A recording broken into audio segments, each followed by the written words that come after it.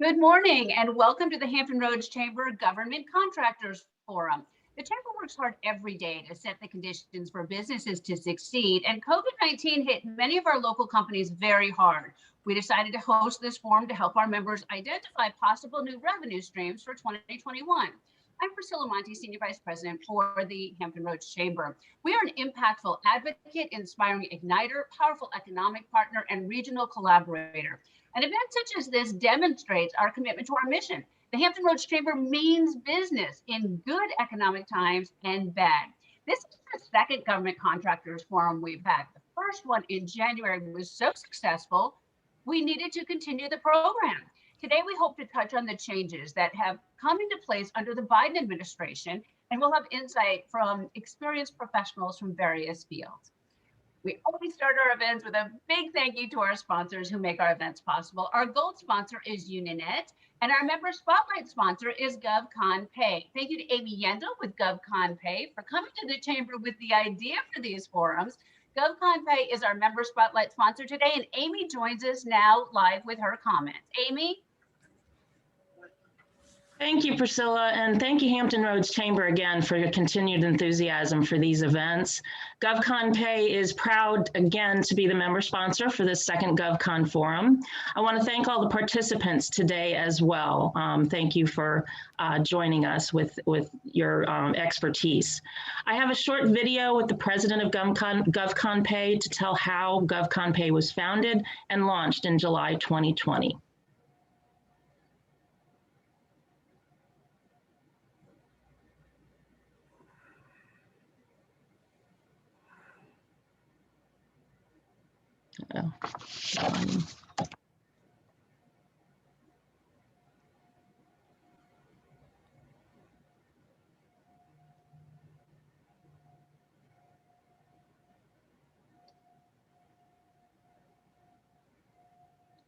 Anybody hear it? Liana, I think we're not hearing the audio on this. Did you make sure that you clicked audio before you shared screen?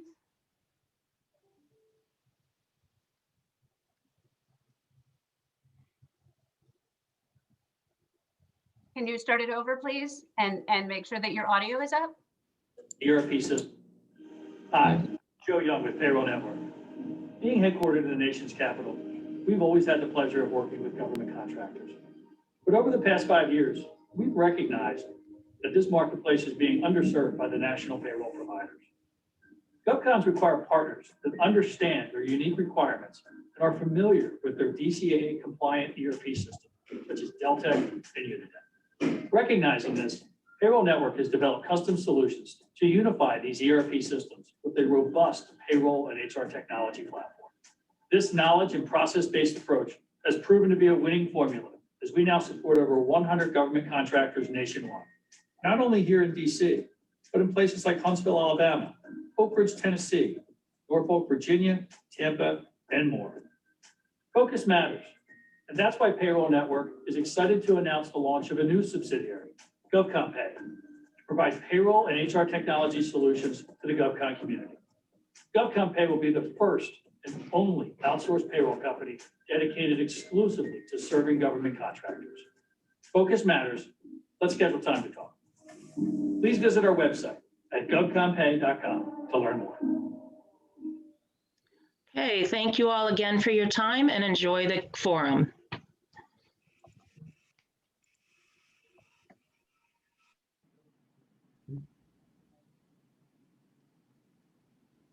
Thank you, Amy, and thank you again for coming to us with the idea for this forum. We really appreciate our members so much, and this is a perfect example of working with our members to try and fit their needs. Our moderator for today's panel is Dr. Steve Wrenn. Steve is the Vice President for Operations with GovCon Dynamics. Thank you, Steve.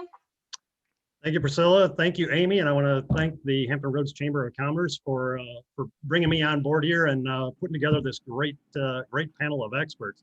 I am Dr. Steve Wrenn. I am the Vice President of Operations for GovCon Dynamics. In essence, we help folks win government contracts. We help them to get prepared and positioned to market, capture, bid, and execute government contracts at the federal, state, and the local level. You know, our passion is really working with small businesses To date, over the last few years, we've helped local small businesses win close to $200 million in government contracts, and we've expanded that nationally right now. Our panel today, I'm really excited to have these awesome folks with us today. They are government contracting experts in a variety of different fields. Our first panelist is the great Tony Mazzeo. He's a partner with Van Devener Black. Tony served as a Navy JAG, a Judge Advocate General attorney, for more than 20 years. He focuses on primarily in government contracts, ship repair, international regulatory compliance, construction, and maritime law. Tony, please tell us a little bit about yourself and your firm and how you guys help government contractors.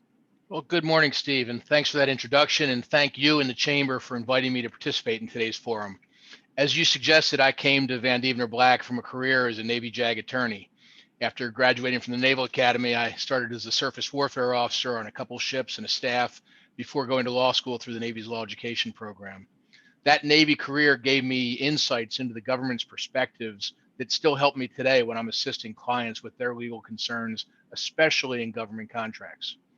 I also developed a strong network and built relationships with many uniformed and civilian counsel in the Department of Defense. I spent probably half my Navy career here in the 757, in addition to tours in Newport, Rhode Island, San Francisco, DC, and overseas in Naples, Italy, and Bahrain. My law firm, Van Devener Black LLP, has a history here in Norfolk, tracing back to 1883. We're a mid-sized, full-service business and litigation law firm serving the legal needs of companies, primarily here in Virginia and in North Carolina, though we do have some practice areas that are nationwide. I practice, as you said, in our government contracts and our construction group. Other practice groups include business and commercial, litigation, labor and employment, and workers' compensation.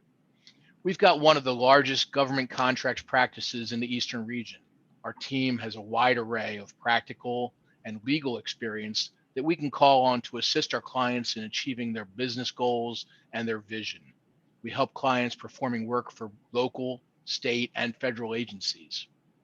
You know, beginning in government contracting for small companies can be overwhelming.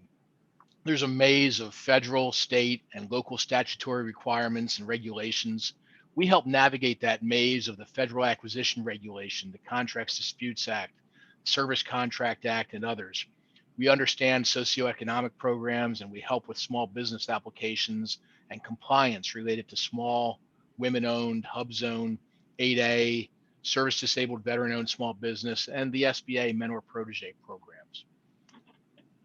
We appreciate gaining an understanding of our clients' vision and their goals and becoming an integral part of their team to assist with their growth and success. Steve, thanks again for the opportunity to be a part of today's session. Absolutely. It's great to have you on board, Tony, and bringing your expertise to bear here.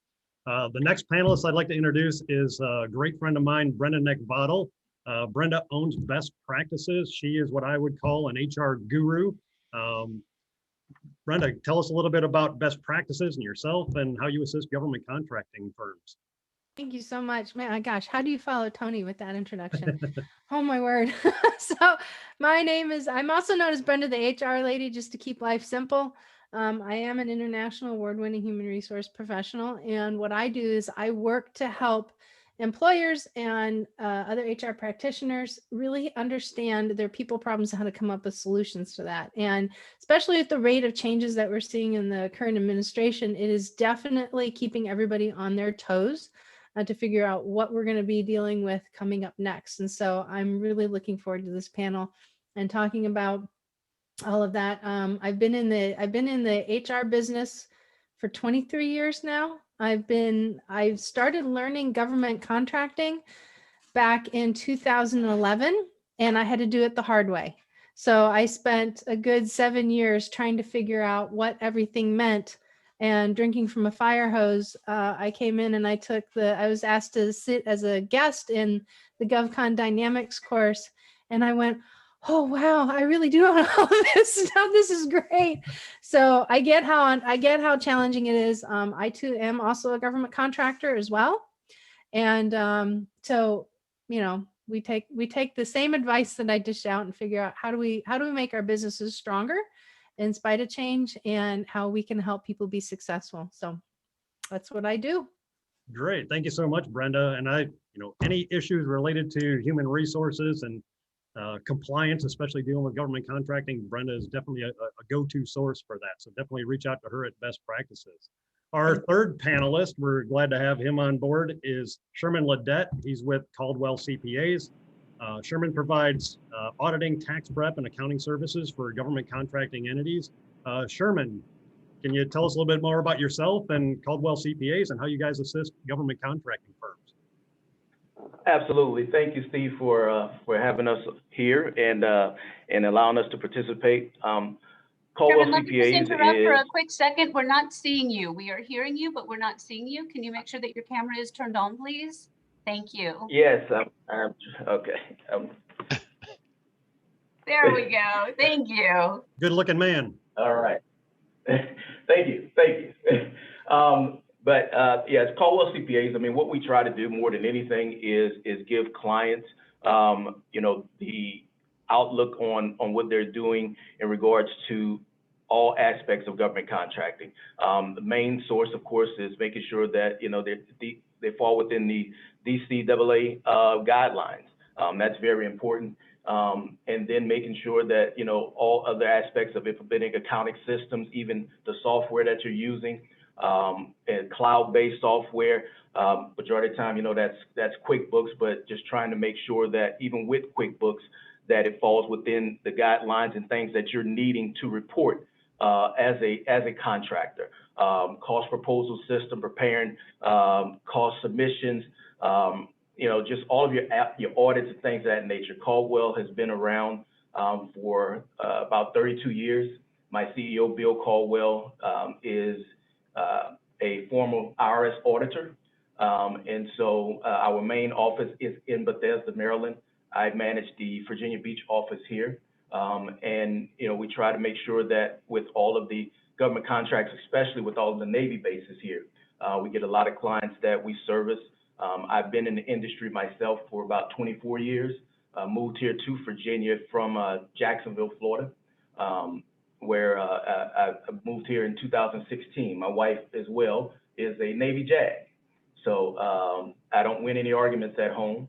And of course, I'm sure Tony can attest to that. So, but we are very equipped. We have about 23 employees there in the Bethesda area, another 10 here in Virginia Beach, and we have 2 other offices in Texas and in California.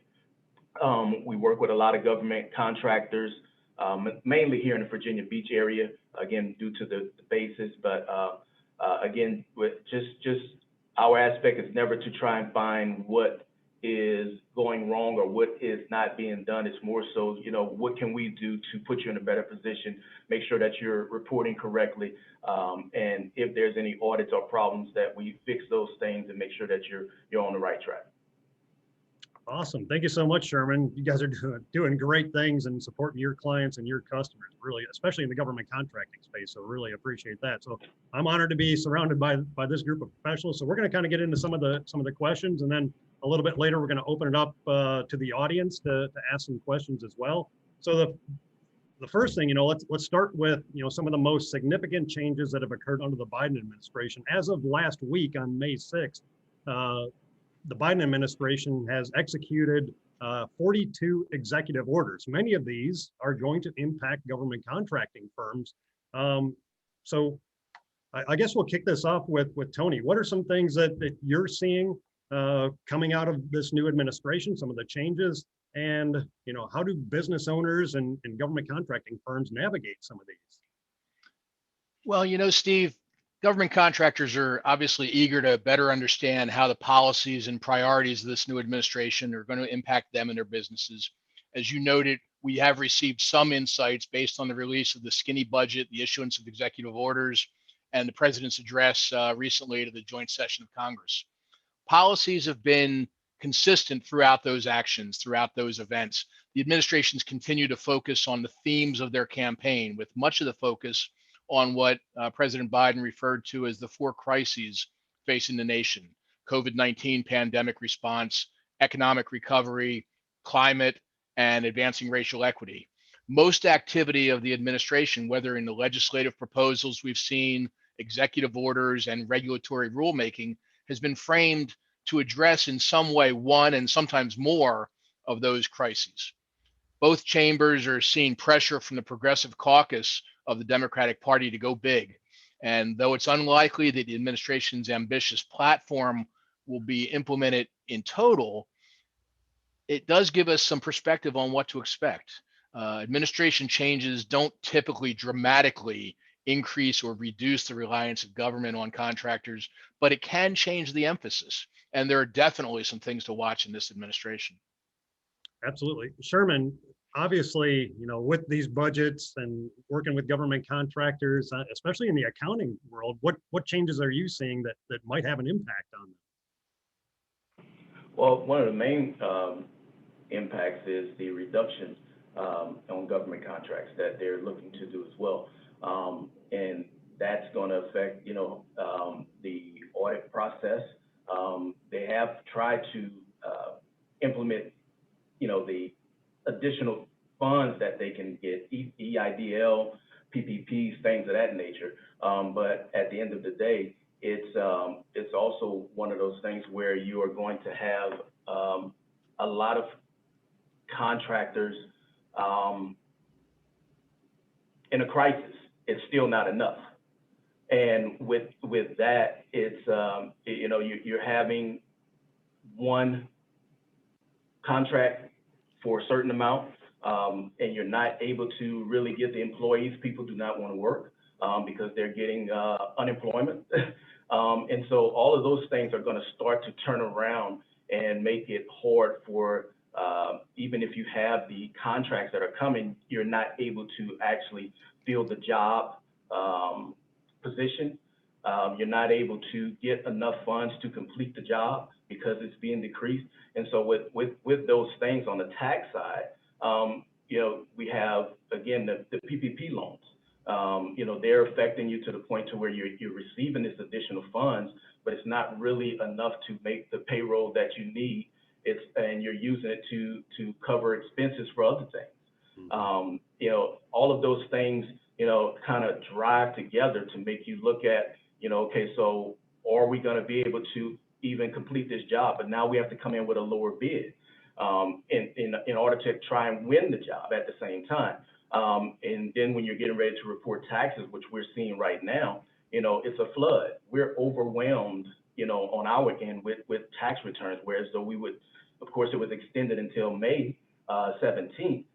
But usually around this time, we're slowing up. People are trickling in.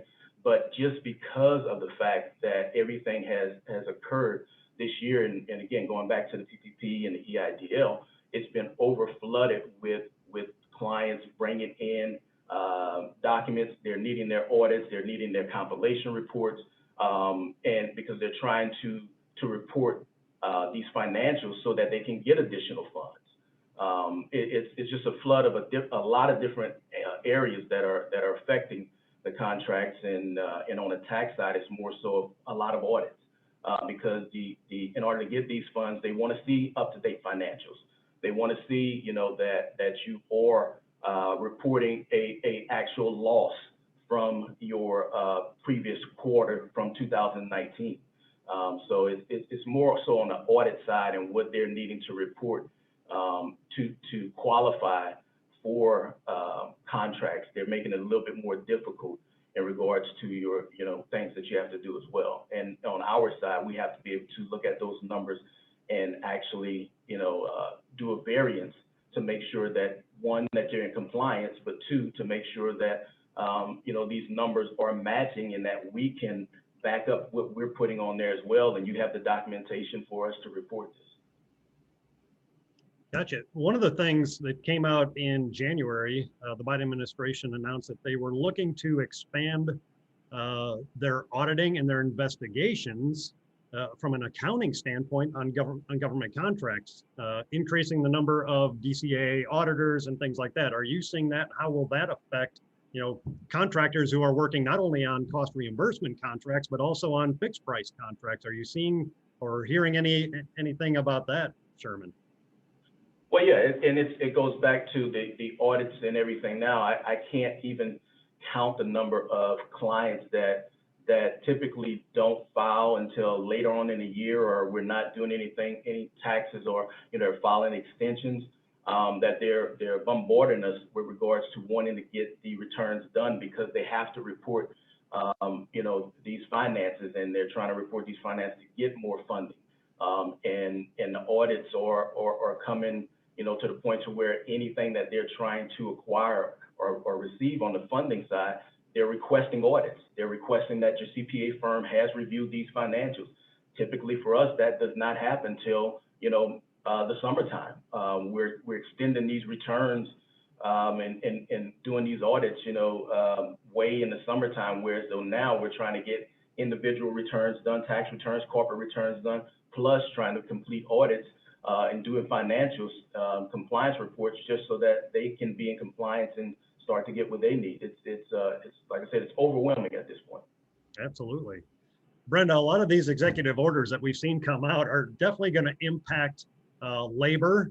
And it's going to have a direct impact for government contracting firms as far as their human resources compliance and aspects and things like that. What are some things that you're seeing? We've a lot of it's in the news, and some of it's really not coming out. So what are you seeing, hearing, and how's that going to impact government contractors? I think one of the biggest initiatives that's coming out of the White House right now is, and Tony will likely agree with the statement that I'm going to make here in just a minute, that the same body of government that tells you have to follow one rule and regulation is going to be the same body of government that is going to put you in a position to violate it. Certainly not on purpose. It's just the infrastructure and layout of our laws. They overlap, and we already have a lot of overlap. Where we are seeing some motion is definitely over on the labor side. The president campaigned that labor is a very, very big target of his.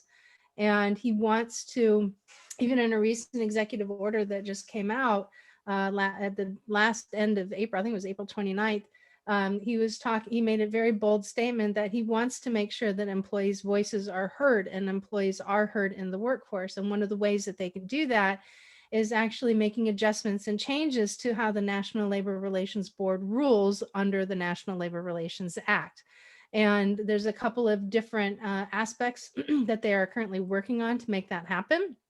And it is going to address changes that companies need to put into place to not only if a union is working to get into an organization, which I am not totally against unions. I am for unions when it makes sense. But we're probably going to see a little bit of ramp up activity there, I would suspect, because unionization fell during the Obama administration. So the saturation level went down, and I would anticipate it coming up just a little bit because those low barriers to entry are starting to be removed if this focus continues, which I really expect it to. In addition to that, it is actually going to impact a company's ability to protect its intellectual property. And I think that's a very key element that anybody in human resources or anybody who's in government contracting or just in standalone standard business really needs to take a look at. Not so much how to get away from this, because you're not going to be able to, but what do you need to do to start thinking through how is this change going to impact your organization? Protected covenants such as non-disclosure agreements, non-compete agreements, confidentiality agreements are also on the target. They're in the crosshairs on this as well. And then once I mentioned also is that when you talk to unfair labor practices, how the NLRB is actually going to rule under the NLRA. There's a current standard in place that had they put another standard in place, it would definitely change things. Employee handbooks are going to wind up being scrutinized as well. So really the big question is how does somebody stay on top of that? And then also, how do you effectively respond to it within your organization? Because getting ahead of it is really going to be more of a positive impact for your company, and especially going to impact your bottom line rather than having to defend it. So if you spend, $2,500 getting new documents written up and a couple of really great answers, that is going to be way less expensive than having to defend a $250,000 case for not really understanding what's happening. And that's just the minimum. Absolutely. So one of the big executive orders that came out last month was the executive order by President Biden increasing the federal minimum wage for government contractors on federal contracts to $15 an hour. And that's implemented by executive order. And also there's going to be a change to the FAR clause. So I guess I'll kind of go back to Tony on this from a legal perspective. How is that going to impact government contracting firms, especially small government contracting firms? Well, as you mentioned, Steve, the executive order raised the minimum wage, the federal minimum wage, from $10.95 to $15 for federal contractors. And that, I guess, makes the contracting sector a little bit of a guinea pig for the proposed minimum wage increases we're seeing across states in state legislatures. And this one's going to apply to contractor employees who work on or in connection with covered contracts. Now, under the EO, the executive order, this starts in new solicitations as of January of 22, new contracts as of 30 March, and then options when they are exercised. So those options, if they come into play, those can be the first ones to be affected. So you've got to pay attention to when your contract becomes affected or what new contracts. It's going to hit some market sectors harder. Those government contractors who are in the janitorial and workers with disabilities. We have some organizations that provide those type of workers, and they're going to be subject to this minimum wage as well, where right now they're not. Tipped workers will also be affected. So you've got those industries. It's going to apply to the Service Contract Act and Davis-Bacon Act governed contracts. We really need to await the regulations issued by the Department of Labor, which is supposed to happen by November 24th of 2021, and then the FAR Council action.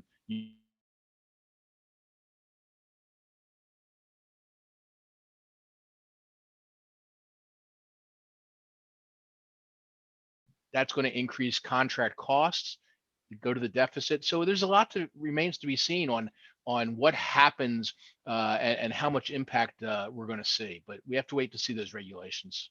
Absolutely. Brenda, obviously, we saw this in 2000, I think it was 2009, 2010 under the Obama administration when they raised the federal minimum wage on federal government contracts, and the ripple effect that had across the labor categories. When you increase in one labor category, it has a ripple effect up, raising costs across multiple categories. So from a human resources perspective, what are you seeing? How do organizations, respond or deal with this? Or what advice would you give them from a human resources perspective?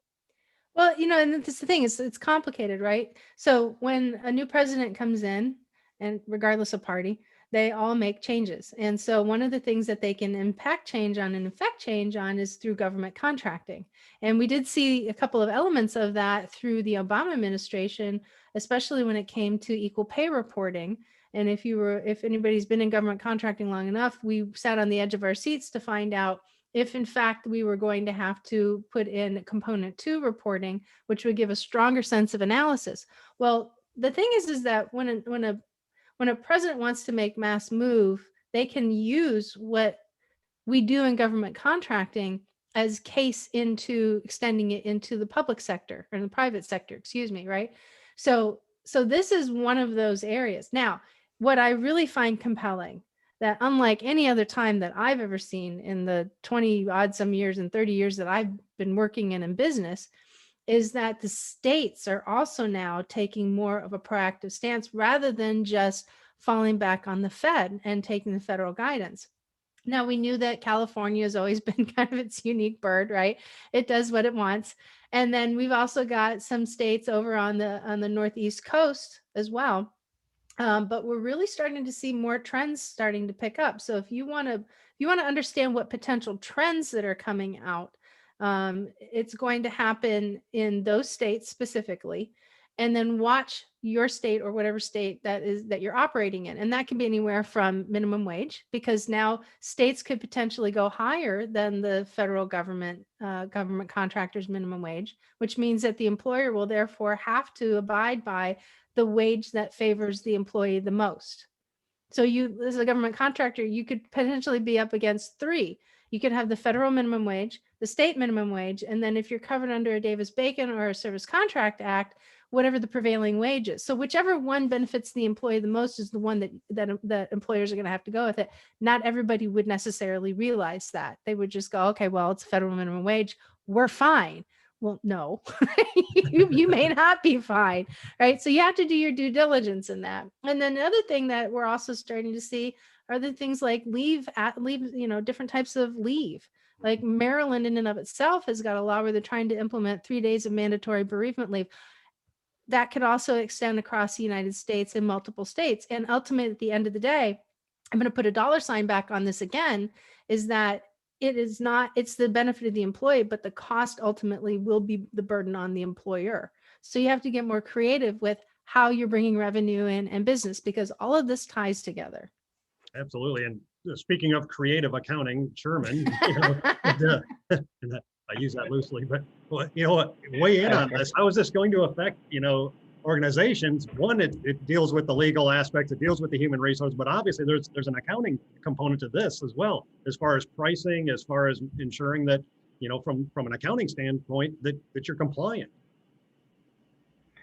Absolutely. And the main one, well, not main, but one of the things is, of course, is for government contracts, is to make sure that and I kind of wrote down a few things because my mind just goes all over the place and listening, and but just making sure that, on the government contract side, that you are, modifying your capability statement, and being able to look at,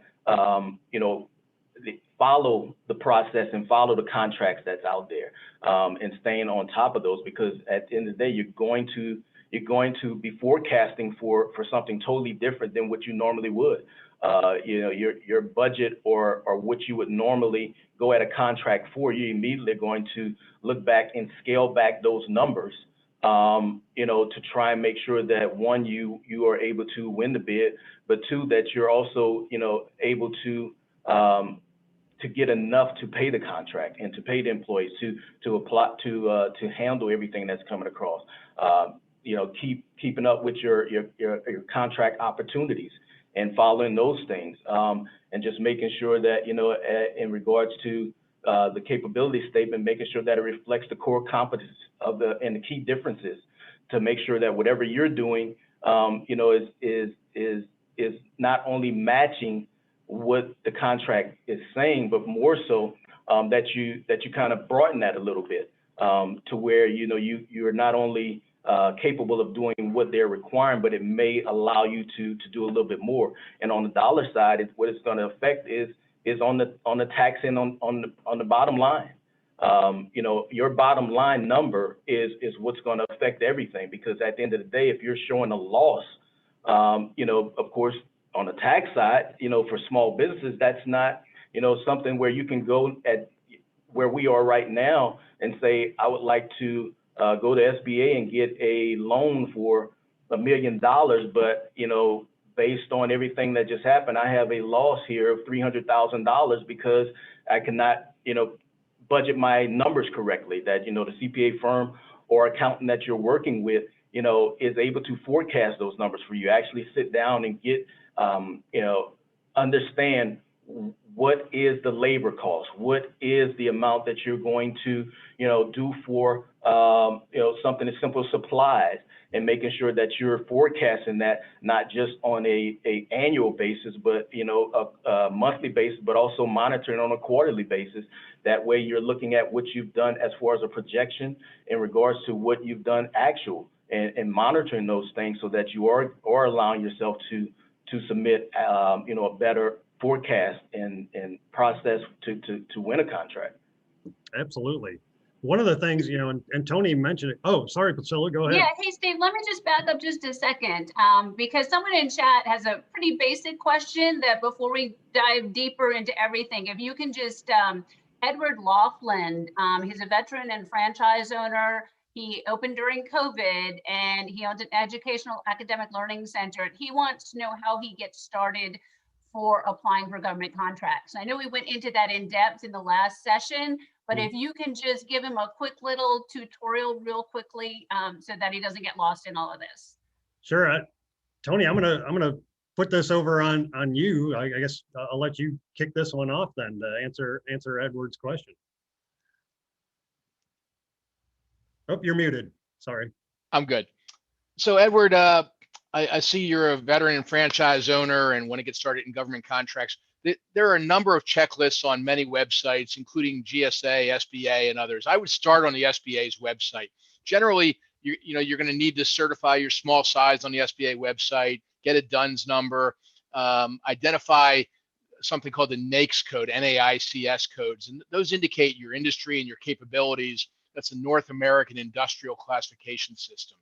They determine your size status, and different codes have a different gross receipts or employee count that makes you small. Then you'll register with the System for Award Management on sam.gov, now beta.sam.gov. And once you do that, the best way to get started is to work as a subcontractor to build past performance. But I'd say the way to start is get on that SBA website, start talking to business counselors there, talk to some of us individually about your particular needs, and just start walking one foot in front of the other, and get that past performance and some opportunities. Find the opportunities on beta.sam.gov that are advertised, and on your federal, not just your federal, but your state and local offerings as well. Yeah, Edward, and I would add, also look locally, state and local contracts. We just had a woman who came through our workshop a couple months ago who's in the same field you are, providing training and education for kids up to 18 years old, and then even on into some of the college age students as well. Look at local opportunities as well. A lot of times it's easier for a small business to enter the municipality and the state contracting efforts than it is on the federal side. You get to build those relationships and things like that. But first, like Tony said, make sure you're properly set up, registered to do work at the federal, state, and local level, and then start pursuing those contracting efforts. It's going to be a marketing game at first. So, Brent, anything you want to add on that to help him out? Oh, no. Actually, there's so much that goes into it. Once you do that, then you actually need to go ahead and look at, from an HR standpoint, what you need to do to get yourself prepared to hire your first employee, so that you're not setting yourself up for immediate employment violations and requirements. So if you've ever seen the movie Get Smart with Anne Hathaway and The Rock, right? There's this thing that was called the cone of silence, and it didn't work. Well, we have what's called the cone of compliance in HR, and it gets a lot skinnier. So you're definitely going to have to do a lot of work, and we've got resources available as well to where you can understand what you need to do in order to get your company prepared to hire its first employee. Absolutely. Great question, Edward. If you'd like, you can reach out to any one of us. If you have any particular questions, we'd be more than happy to help you out in any way that we can. So I guess we'll kind of move on to the next question. Is there anything out of the new policies or executive orders that you all find that might be concerning to contractors at any level? We'll kick it off with Brenda. Yes, I'm shaking my head emphatically. Yes. Really. So the biggest concern that I have now, taking off my HR hat and looking at this from a business perspective as a business owner, really is around how do you protect your intellectual property, and how do you do it with your human capital, right? Because if what I mentioned earlier happens with the National Labor Relations side of things, and if these changes and these rulings are adjusted, it's going to open up your access and exposure to IP. And in addition to that, one of the things that the board is also looking to accomplish is to actually now prevent employers. This is almost sounding like a double negative, so hang on with me. Prevent employers from prohibiting to talking to the press. That's a big thing. Now, if you're dealing in a contract that has to do with national security, that's one thing. We're talking about everything else that has nothing to do with national security, how a company pays, how a company does this, and these protections that open up. Naturally, there isn't a business out there that wants its reputation to be besmirched on social media or anywhere else, right? We see what happens. Cancel culture is a real thing. But with these provisions, it's going to open up that opportunity to where companies can't say this is deemed as confidential. we're already seeing changes as it pertains to concerted and protected activity, which means more than two people having a discussion about workplace conditions. And that's going to open up a little bit more. So company reputation is going to be everything. And if you have a disengaged workforce, that's going to impact your business. And the thing is that employees, all they need to do is just type in a little bit of information in Google, and they find enough stuff where they can find holes that they can say, well, yeah, but I can do this and I can say this. And you know what? Just because I can, I will. And so if you have somebody that is not in favor of the organization, then you're going to wind up having some challenges to jump through. And that could impact your ability to get teaming agreements. It can impact your ability to win contracts. It could actually potentially put your current contract at risk, because the government's watching and people are going to want to know what's going on, because people make relationships with other people. So yeah, you got to be careful about that. Tony, any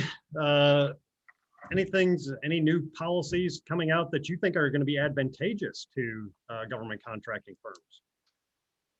Well, let me add on to the dangerous ones first. So we talked a little bit about labor there. The devil's in the details on all these things. We're seeing opportunities across many sectors. The budget themes in the skinny budget anyway: public health, economy, jobs, community development, equity, education, climate, national security, cyber. Cyber is a big one.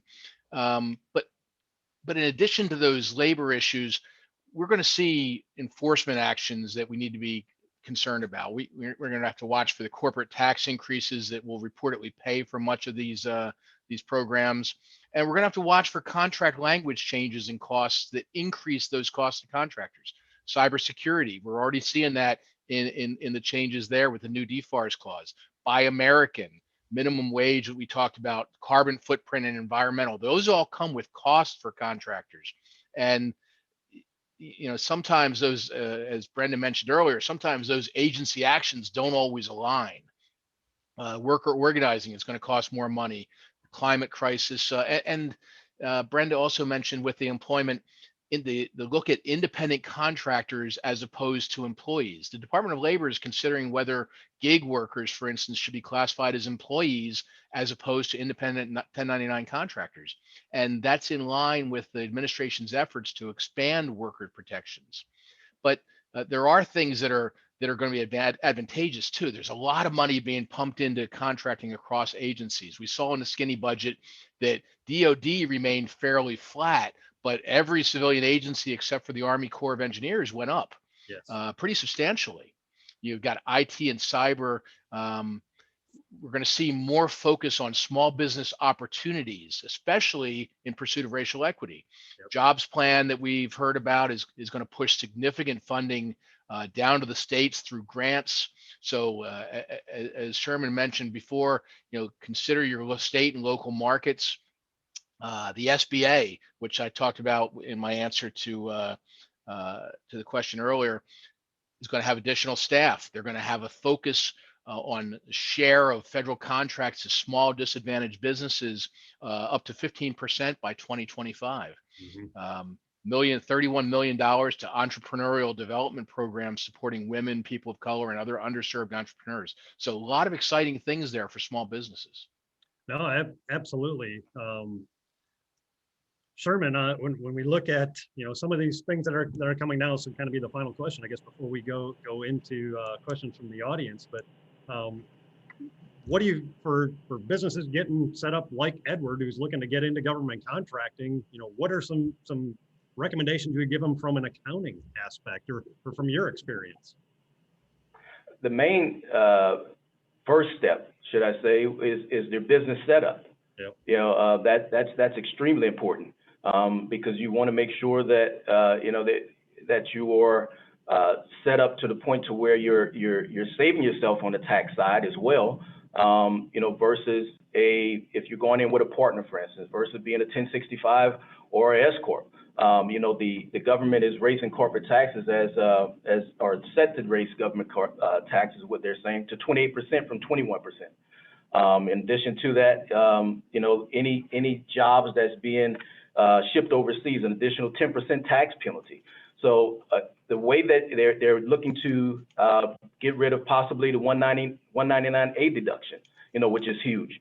So business setup is very important. You want to make sure, however your business is set up, when you're doing your research with SBA, that you're setting it up as, should you be set up independently as an S corp? Should you have a C corp? And then you don't want anything just flowing to your tax return if you're self-employed as a 1099, as a Schedule C, because now you're paying the additional 15.3% self-employment tax, whereas though you can have an S corp and pay yourself a salary. So business setup is extremely important in regards to business. Starting a new business and moving forward, making sure that you're in compliance with everything. But that would be the main factor that we see a lot of issues with more than anything, is the way that the business was set up initially and not speaking with someone prior to that. And after 3, 4, 5 years, you're realizing that you have a tax liability of about $60,000, $70,000 when all you had to do was just change the setup and have it set up a different way. So again, that it's a lot of other avenues that come with it, but over the course of years, that's where we see where a lot of the problems consist of is that, prior to getting into business, individuals are not speaking to someone to understand how should they really be set up. No, completely agree with you. That, it starts with the foundation. So get that right first, is my advice to people. Yeah, Brenda. Steve, can I throw in something real quick? Something that, and I don't know if this is happening over on the finance side. I know Tony's definitely seen it, but I've never heard of this happening before, and it may have in the past, and it just went kind of under the radar. But when President Biden took office, there was an immediate order to actually review all of the requirements and how these different agencies actually adhere and discipline to violations as well. Mm-hmm. And those things are actually, everything was kind of put on hold, and those regulations were placed under a review. And we're now starting to see some of the results of that review and a focus on enforcement starting to bubble back up again. So we probably will start seeing more of that definitely by June and July coming into place, especially as we get towards mid-year changes and mid-year releases on a wide variety of state and Commonwealth laws coming out. Absolutely. So we're kind of running out of time. I want to get to some questions from the field, but some things to really track. I just want to kind of run down a list, and Tony hit on a number of these. One is the COVID response initiative, and what the government's doing as far as those and contracting opportunities there. Obviously, we talked about the minimum wage increase. The racial equity order is going to open up opportunities for small disadvantaged businesses and 8As. And these are going to get pushed. A lot of this is going to get pushed down to the state and local level as well. We didn't get into it, but there's, we're talking about the $2 trillion infrastructure bill that potentially that or something in that neighborhood is going to come out. A lot of opportunities for business, for you to capitalize on these things. So pay attention to what's going on, some of the changes, some of the initiatives, especially if you're in IT, cybersecurity, construction, almost any endeavor. It is going, I honestly see this, as a positive. There are some negatives you need to be aware of, and I definitely want to thank our panel for their expertise here. But let's open up to questions, Priscilla. Yeah, so Brian Bertini, Liana, can you open Brian's microphone? Brian had a question early on and he wasn't real specific. So Brian, I'm hoping that either your question was answered or you're willing to expand on it a little bit, and we'll get you some resolution.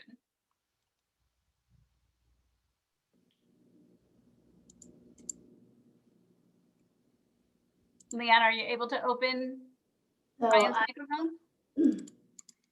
Yeah, there we go. I tried to open it to him, but it won't let me. Okay, all right. Well, Brian, if you just put it in chat. We also have on the call today our regional board chair, chairman of our board, Steve Romine, is on, and I'm not sure if Steve has a question. And we also have Georgie Marquez, who is our vice chair for small business, and they both have very specific avenues that they tend to work in. So I'm hoping that one of them might have a question for us. So if you can open Steve and Georgie's microphones, then maybe we can have them ask a question.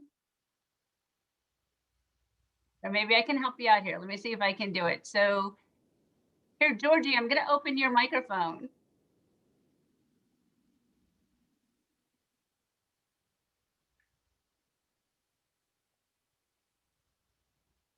So Georgie, if you unmute to share your thoughts on today.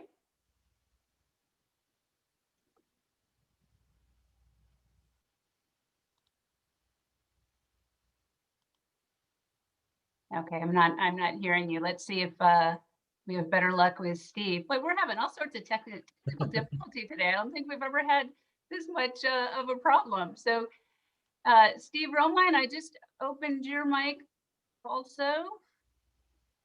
So if you can unmute, you can chime in for us as our board chair.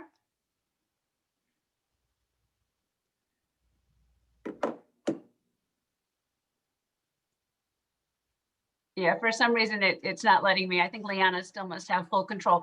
Anyway, let's just go back real fast. Thank you so much, all of you, for doing this with us. And I apologize for the technical problems that we're having today, right? Fortunately, hopefully soon we're all going to be live again. So Steve, I think that the big question that some of the smaller businesses have is, again, getting into government contracting seems like eating an elephant, right? It's just that, oh my gosh, scary and huge. And so maybe just, you know, the baby steps, you all have gone through it, you know, and the websites that it's the best place to just check in on. Yeah, I think it is a daunting, especially for someone getting into it, but I think it's a myth that it's harder than it actually is. You know, the first thing, like Sherman said, get your business set up in order, get the structure right, get systems and processes in place, make sure you're fully compliant there. Then get registered, like Tony was saying. Depending on where you want to do the work at, federal, state, or local level, you're going to have to get registered as a vendor at each one of those aspects. Then it's doing market research, trying to identify those government customers that are buying the products and services that you have to offer. And then positioning yourself, we call that the capture process, is positioning yourself to win the work. Understand how that government customer buys your products and services. Do they use simplified acquisitions? Can I just get it through a credit card purchase? Do they cut purchase orders, blanket purchase agreements?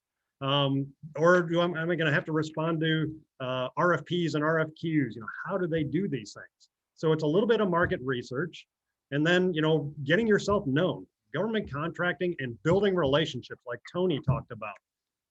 Becoming a good subcontractor, building relationships with other firms who are operating in that industry, executing contracts with these government agencies that you're trying to target.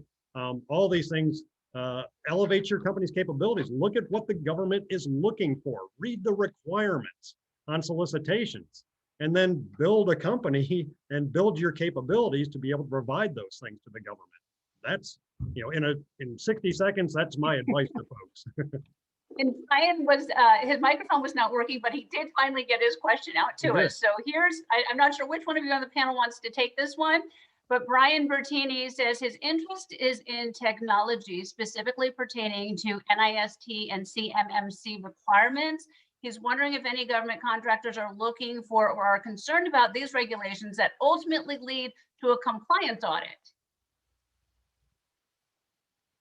Tony, you want to field that one? That may be in your space a little bit. I can address it as well. Sure, I can give a quick answer.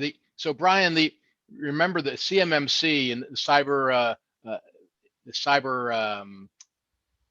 audit, if you will, that the federal government is requiring under the Defense Federal Acquisition Regulations.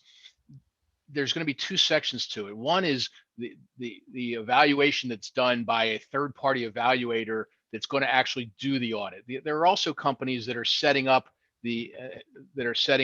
helping companies get ready for that audit. So you've got to go into one of those two sectors if that's an area that you want to help with, and you know, becoming familiar with CMMC. I'm sure you've done that, but there are certainly a large number of contractors who are gearing themselves toward one of those areas, and probably if you're not a more established or larger company, those are the ones that are doing the audits themselves, that are certified by the government to do the audit and to declare a company compliant with the NIST standards or the CMMC standards.